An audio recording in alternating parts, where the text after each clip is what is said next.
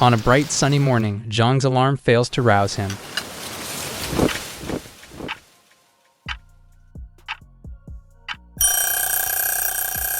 His sister, Ruan, hops onto his bed to wake him up. What's that? Why does she have bunny ears? Don't worry about it. It's perfectly normal for your little sister to have those things. Zhang opens his eyes and promptly tosses her off the bed. He starts getting dressed and asks her to leave, threatening to rub her ears if she doesn't. Ruan complies. While eating breakfast, they watch a news broadcast regarding the Senate discussing a new bill that will guarantee monster illness patients equal rights. All monsters are created equally, but some are more equal than others. This monster illness refers to people like Ruan, who look human enough, but have obvious differences from regular people. In her case, her bunny ears. It all happened 30 years ago. A huge portal suddenly opened above Earth, and alien monsters flooded through.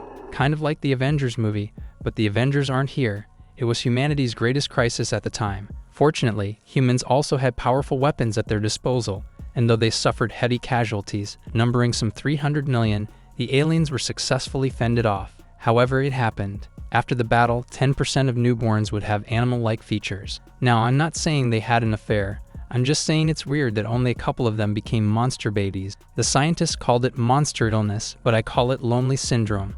These children with animal-like features would be abandoned by their parents and discriminated against all over the world.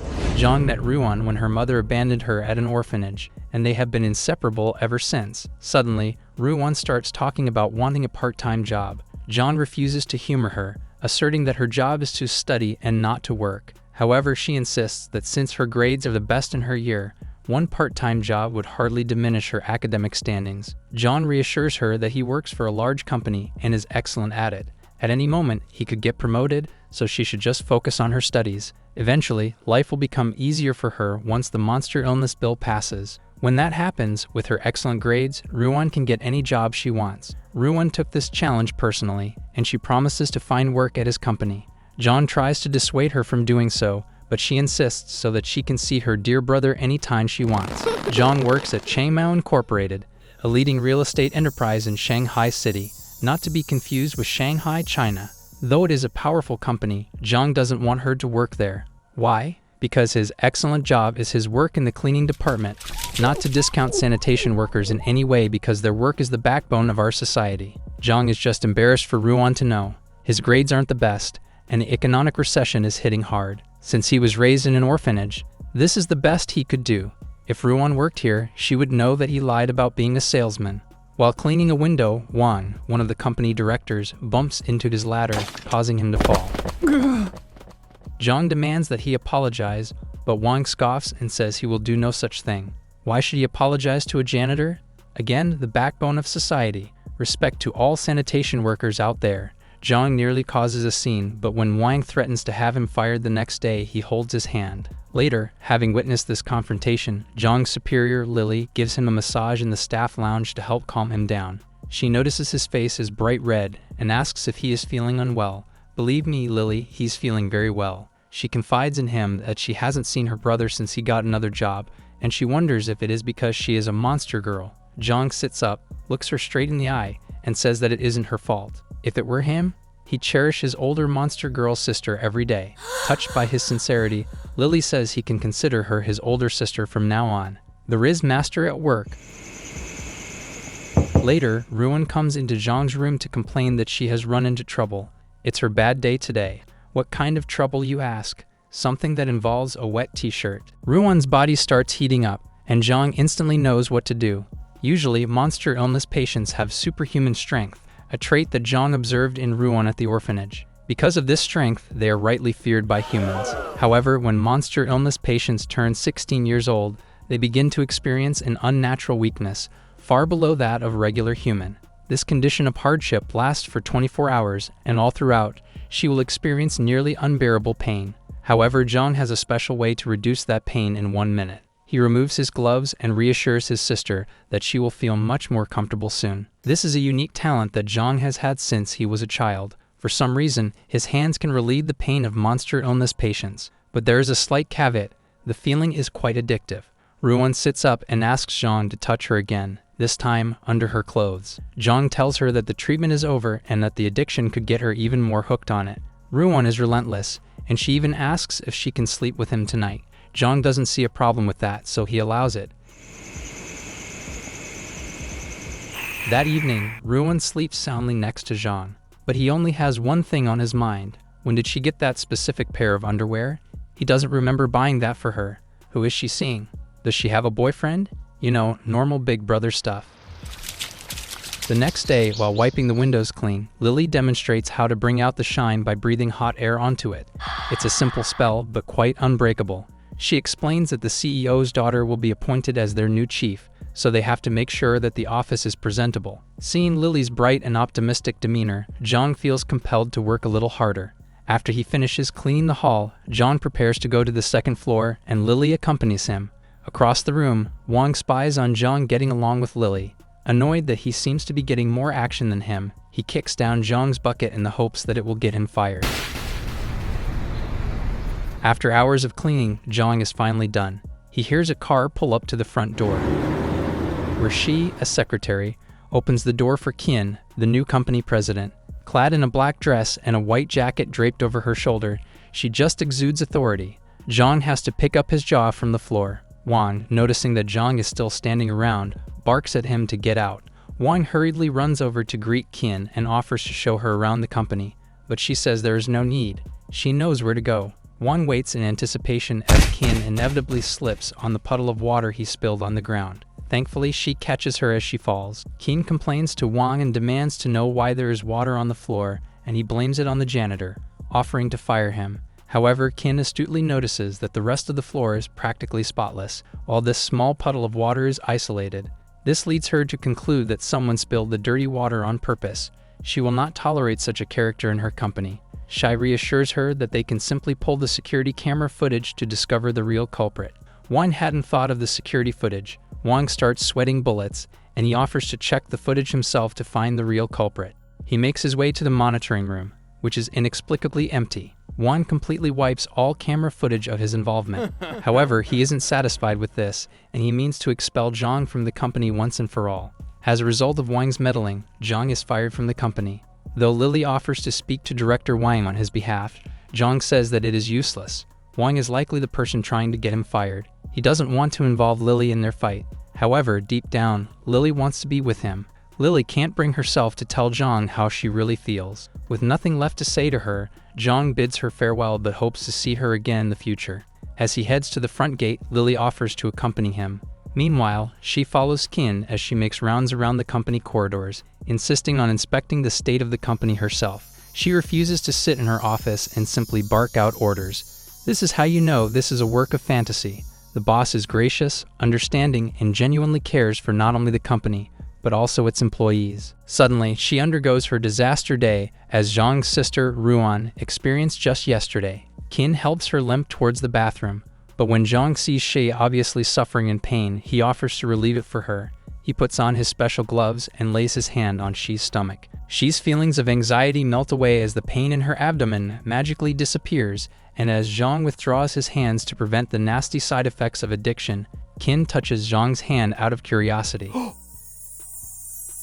She suddenly feels a shock go through her body. Kin collapses to the floor as her body begins to heat up as a result of Zhang's blessing her curse. I know I'd abuse the hell out of that ability. I wonder what happens when he touches himself. Anyway, Zhang later explains to Kin the properties of his ability. Though it can relieve the pain in demi-humans, it is unbearably painful to humans. I don't know about you, but Kin didn't look like she was in pain, if you catch my drift. He apologizes for causing undue harm to Kin, but even she knows deep down that it wasn't pain.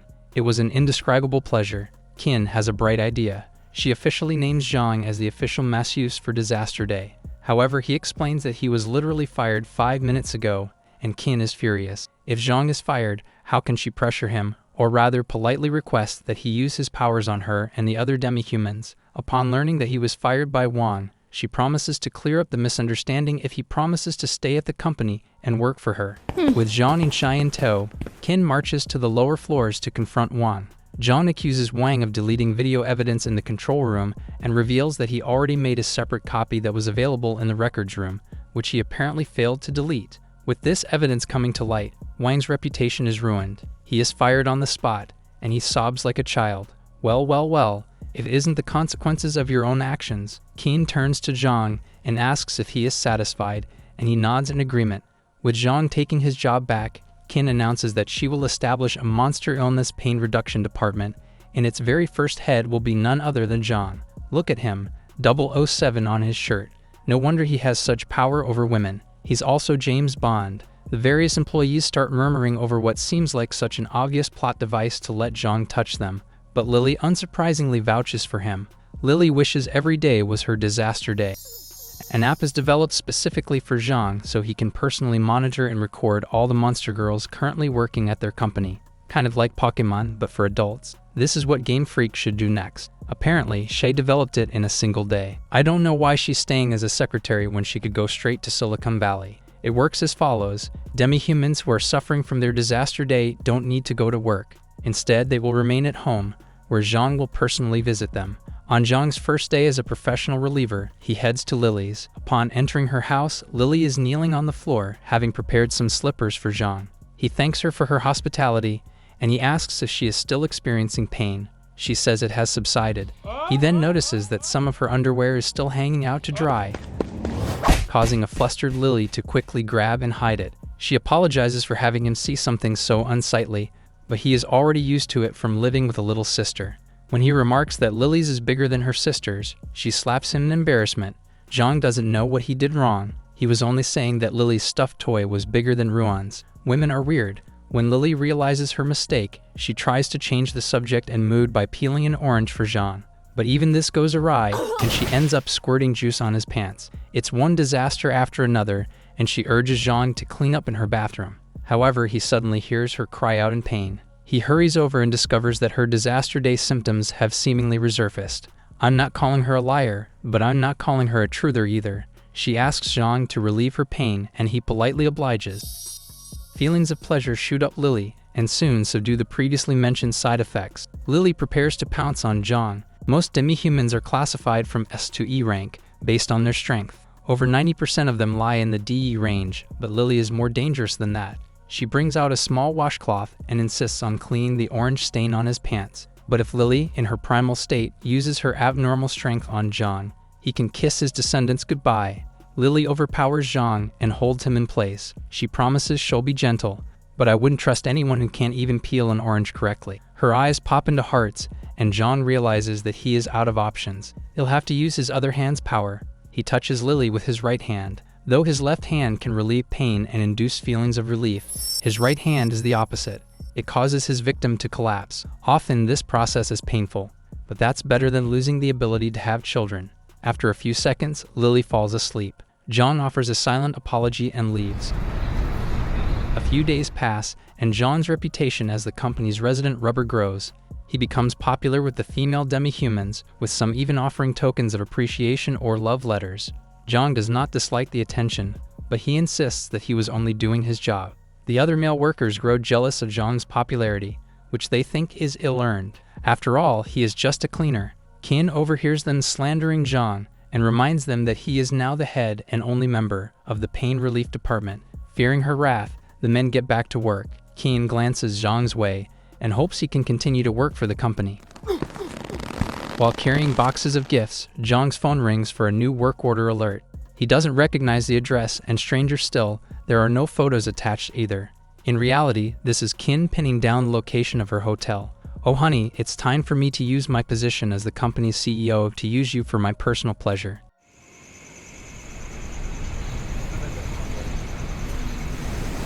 Zhang prepares to get wrung out by Qin and God. He arrives at the hotel suite and meets Qin. He points out that Qin isn't a beast girl in need of his ability, but she tells him that this is a separate matter entirely. Don't worry, this will also be a test of his abilities, if you catch my drift. Qin returns with a tray and 2 glasses of wine, recounting how she's been under a lot of stress lately and that it would really help if Zhang would use his hands to help her out. However, Zhang is still under the assumption that his left hand causes pain, not knowing that it is closer to unbearable pleasure. Qin asks him why he would ever think that. He recounts that 10 years ago, at the Beast Orphanage, Ruan held a small birthday party for him. During the celebration, the headmaster scolded them for being up after dark, and when she grabbed Zhang's hand, she was subjected to its powerful effects. To keep his powerful pleasure hand a secret, she told Zhang never to touch another person again, making him believe that it caused unbelievable pain. It wasn't until years later, after he accidentally touched Ruan, that he learned it could cause relief, but he assumed it was only for beast people. Qin tells him that he was cheated and lied to. I knew it. Qin lays down her glass and leaves to take a shower first. Zhang is a bit embarrassed that she is going to such lengths to prepare for a simple massage. My homie doesn't even know he's being used like a boy toy. Zhang waits nervously as Qin takes a shower. Soon, she emerges from the bathroom, her hair still slightly damp. She's ready for the main event, and she brings him into her bedroom. Predictably, her bed has rose petals all over it. I'm beginning to think this isn't for a regular massage. Qin takes a seat and invites Zhang to do his best. Convinced that his hands don't feel pain, Zhang prepares to give Qin a massage. Qin relaxes herself, and after a few short moments, she drifts blissfully to sleep. Zhang realizes that his hands don't cause any pain after all. Now he can touch as many women as he wants, within the confines of the law, of course. Zhang returns home incredibly late, which greatly angers Ruan. He wasn't out there with a woman, was he? Zhang explains he was out working, but Ruan can smell the scent of perfume on his shirt. He tries to lie and says that it is just laundry detergent, but Ruan wasn't born yesterday. Outside his apartment, a strange woman watches him through a pair of binoculars. Wow, she must be a really big fan of him. She knows that Zhang is in possession of the devil's left hand, and she swears never to allow herself to succumb to it, which is a very obvious hint that she will later succumb to it.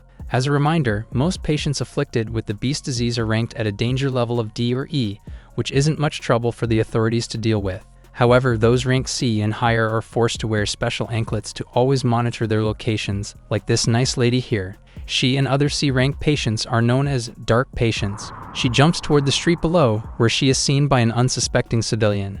Not wanting to be found out, she blows him a freezing kiss that kills him instantly. Her name is Piona, and her ability is Ice Kiss. The next day, at Changmao Group headquarters, Piona infiltrates the company as a new employee of the cleaning department. She gives off a cheery and friendly demeanor, successfully fooling the rest of the team. She instantly becomes very popular due to her good looks, and even Lily can't help but notice just how attractive she is. Piona senses that Lily might be of good link, so she quickly gets on her good side by also praising her good looks and urging that the two should work closely together. Lily is surprised that Piona is eager to work, and Piona replies that she has heard of the service department that the company has, and she complains about the pain she often feels during her disaster days. Hearing this, Lily offers to take her to the service department directly and introduce her to Zhang. However, Piona says that won't be necessary. She blows a cold kiss into the back of Lily's neck, freezing her solid. Meanwhile, Zhang enters his office, suffering from success due to all the gifts he has been given. He notices that his office is already spotless, and he is surprised to see Piona, the new cleaner. He wasn't expecting her to be here since Lily always did the cleaning in his office. Strangely, this doesn't raise any red flags or alarm bells inside Zhang's little noggin. He takes a seat and begins reviewing his upcoming appointments, completely ignoring Piona's charm. Piona takes this personally. Zhang hears a popping sound, and when he turns around, he discovers that one of Piona's blouse buttons has popped clean off. She bashfully asks for his help in finding it. Foul woman, Zhang will never fall for such an obvious trick. Piona hopes to goad Zhang into touching her so she can freeze him, but all he does is simply close her blouse using a clip. Without missing a beat, Zhang hands her one of his old uniforms from back when he was in the cleaning department. Absolutely based. Piona's attempt to seduce him may have failed now, but she's not out of options. That evening, Zhang is once again called for another appointment, but his late-night escapades have caused Ruan to grow suspicious, and she covertly follows him to the venue. When Zhang arrives, he hears groans of pain coming from beyond the door. He lets himself in, and he sees Piona, seemingly struggling and enduring unbelievable pain. Zhang reassures her that the pain will be over soon, and he takes off his glove to begin the procedure. Since Piona wasn't in any actual pain, the effects of Zhang's hand instantly bring her straight from pain relief to physical affection. Without even realizing it, Piona suddenly wants to kiss him. She suddenly sits straight up, startling Zhang, and pushes him onto the bed. There is no more pain, now she just wants his lips. Man, I want to do this too. Where do I sign up? However, before Fiona can defile him, Ruan suddenly bursts into the room, evidently furious at what she is seeing. Zhang pimping himself out to beast girls. Rebecca, it's not what you think. Ruan doesn't hesitate to smash their bed, but Fiona snaps back to her senses and dodges out of the way in time. She lands deftly on her feet, and she can clearly tell that Ruan's level is not as high as her bravado would suggest. Ruan looks her dead in the eye and says, "Try me." In a split second, Ruan closes the gap, and her punch shatters the wall behind them, nearly bringing it down altogether. Fiona staggers back in response. That punch was most definitely world-class. There's no way Ruan is simply a D or E-class demi-human. Ruan raises her arm to protect her brother. The wall is now completely shattered, and Ruan's patience wears out. She brings out a massive hammer out of nowhere and intimidates Fiona into leaving. Knowing that there's no way she can win, Fiona retreats, but not before declaring that this isn't over. Wait a second, that was her house. She was pushed into leaving her own house. Ruan hurries over to make sure he's okay, but he's honestly more preoccupied with how she destroyed a wall and summoned a sledgehammer from thin air. Ruan apologizes to her brother and reveals she may have been concealing her power level just a tad bit. Her real identity is the White Rabbit, an S-rank demi-human. When a demi-human reaches the A-rank danger level, they are able to harness powerful weapons based on their type. But even still, S-rank demi-humans are few and far between. Ruan recounts that in days of old, after the great demon king died in the Great War, his magic power was divided into 5 parts and into 5 different individuals, the S-rank demi-humans. When an S-rank demi-human forms a pact with someone, they are blessed with a fraction of the demon king's power. Okay, that's it. I can't believe the goofy mental gymnastics involved in this series. All of a sudden, Zhang's left hand actually has the power of the devil. Raise your left hand if you think this came out of nowhere. Now that his true heritage has been revealed, Ruan says she must now be by his side as his bodyguard.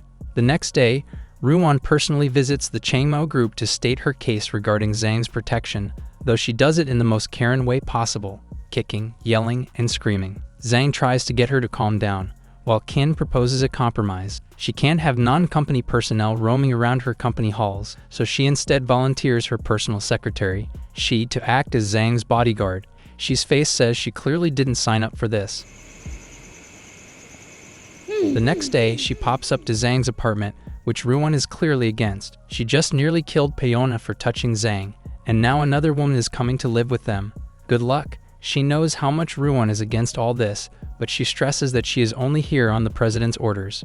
Ruan wants her out, and she wants her out now. Zhang tries to persuade Shi to spend the night with Ruan, but Ruan is also against this. She declares that for the longest time, she and her brother have been sleeping together, which is just as bad as it sounds. However, she was given a job, and she's going to do it right. She opens the door to Zhang's room and insists that the two sleep together so she can ensure round-the-clock, 24/7 protection.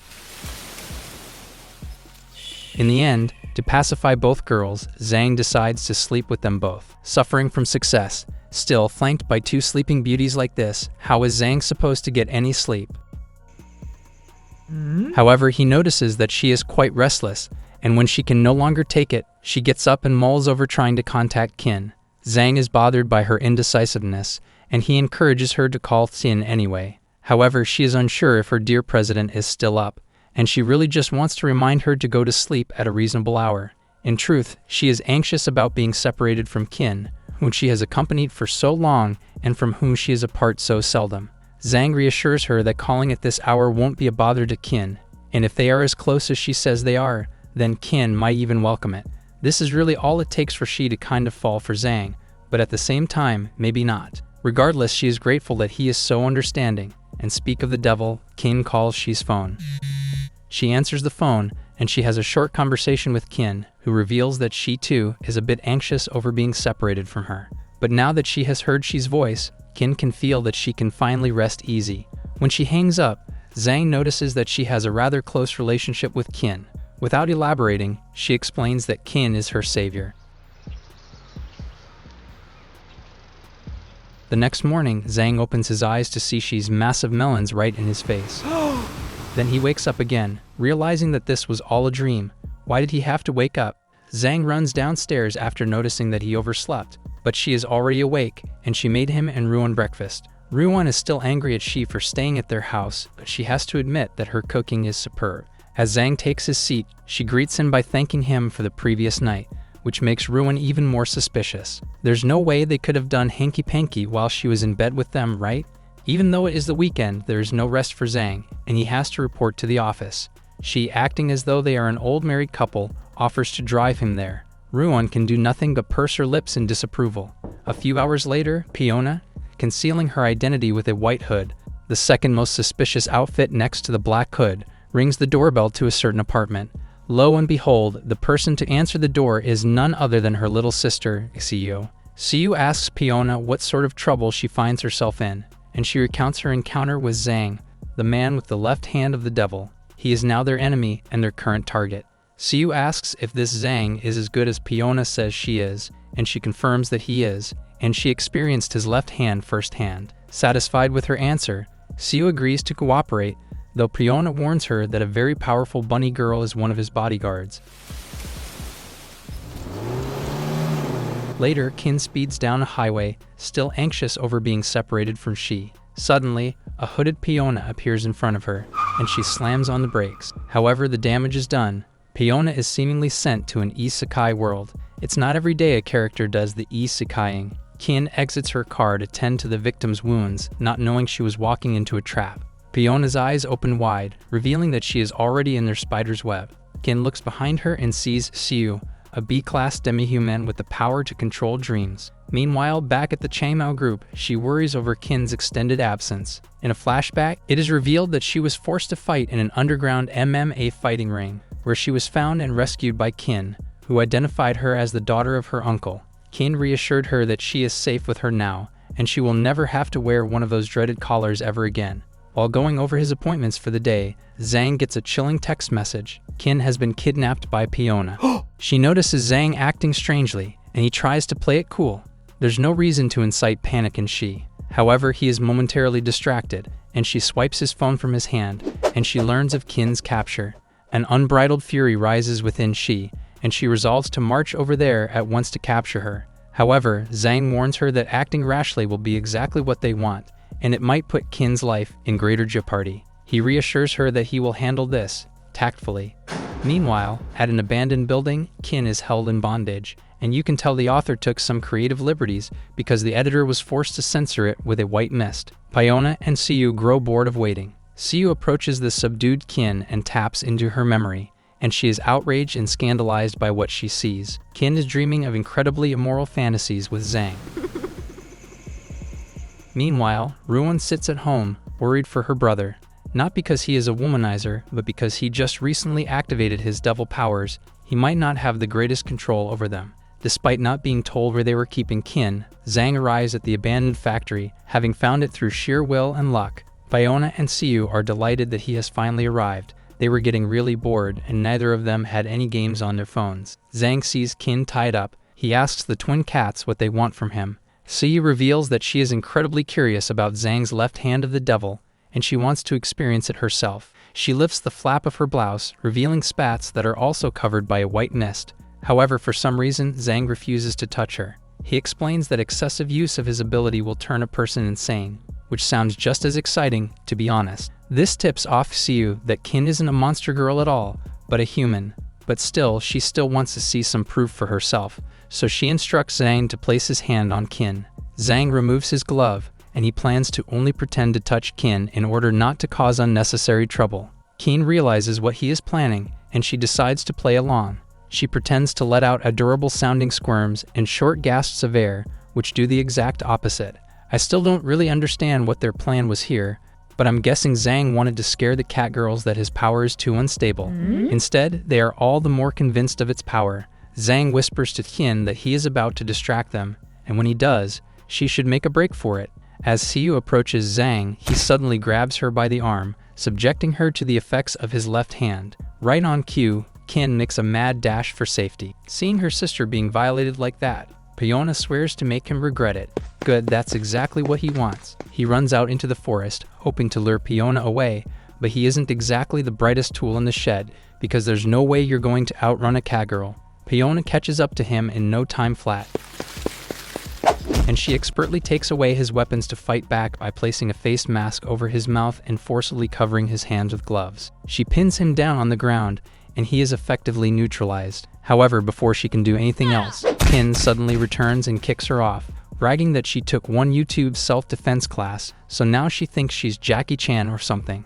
Though he is rescued, Zhang starts scolding Kin for failing to run away when she was told to, and Kin replies that he might have been kitten dinner if it weren't for her.